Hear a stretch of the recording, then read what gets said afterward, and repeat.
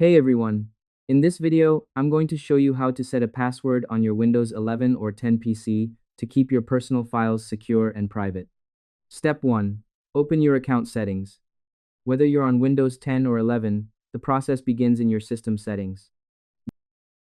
Press the Windows key plus I on your keyboard to instantly open the Settings app.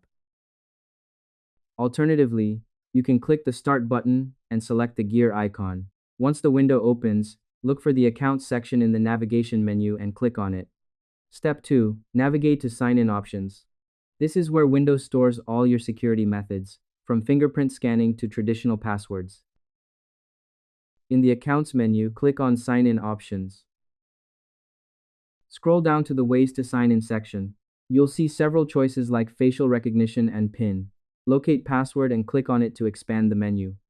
If you don't have a password yet, click the Add button. And that's pretty much it.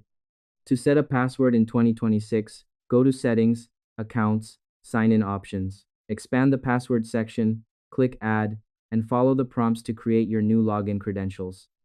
It only takes a minute, but it's the single best way to protect your data. I hope this helped you out, and I see you in the next one.